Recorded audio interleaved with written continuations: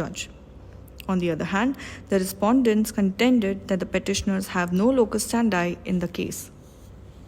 It was argued that the transfer of a judge from one high court to another results in the vacation of his office and therefore must be construed to be a fresh appointment. It is, if a transferred judge has to take a fresh oath, then it is urged that the other order of transfer would become a fresh appointment for which his consent would be required by necessary implication, as it is necessary in the case of the first appointment under Article 217, Clause 1. The judgment in S.P. Gupta case.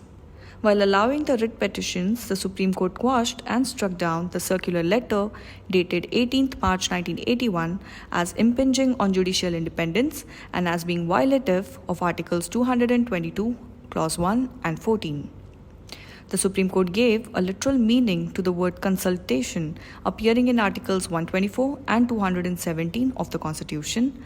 The court took the view that the opinion of the CJI is merely consultative and the final decision in the matter of appointment of judges is left to the executive.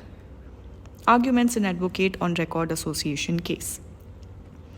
Petitioner submitted that S.P. Gupta case paid no attention to the mandate of Article 50 and its implication and effect on the interpretation of Articles 124 and 217.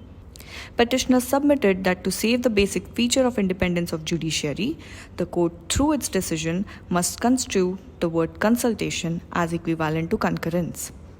On the other hand, the Union of India argued that Article 50 cannot be availed of with regard to the appointment of judges to the Supreme Court and High Courts. It was contended that if the primacy is given to the opinion of the Chief Justice expressed during the consultation, then Article 124 Clause 2 will become redundant.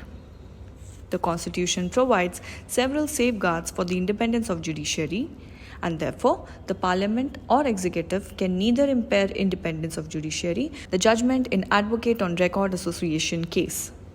The 9-judge bench of the Supreme Court overruled the S.P. Gupta judgment. It held that in issues regarding the appointment of judges in higher judiciary, the opinion of CJI must be given primacy in order to minimize the executive influence in the judicial functions. The court expanded the scope of the word consultation by construing it in equivalent terms with concurrence. The Supreme Court held that in the matters of appointment and transfers of judges, the role of the Chief Justice of India is primal in nature. The Chief Justice of India must take into account the views of two senior-most judges of the Supreme Court.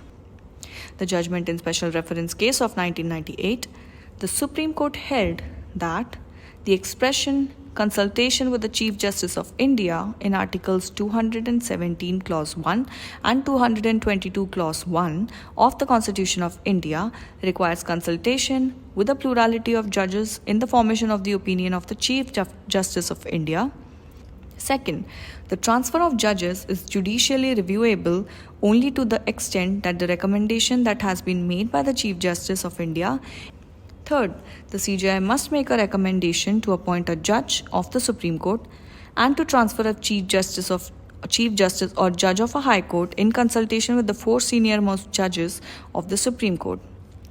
The Chief Justice of India is not entitled to act solely in his individual capacity without consultation with other judges of the Supreme Court in respect of materials and information conveyed by the Government of India for non-appointment of a judge recommended for appointment. The requirement of consultation by the Chief Justice of India with his colleagues who are likely to be conversant with the affairs of the concerned High Court does not refer only to those judges who have that High Court as a parent High Court. The views of the judges consulted should be in writing and should be conveyed to the Government of India by the Chief Justice of India along with his views. The Chief Justice of India is obliged to comply with the norms and the requirement of consultation process in making his recommendations to the Government of India. Recommendations made by the Chief Justice of India without complying with the norms and requirements of the consultation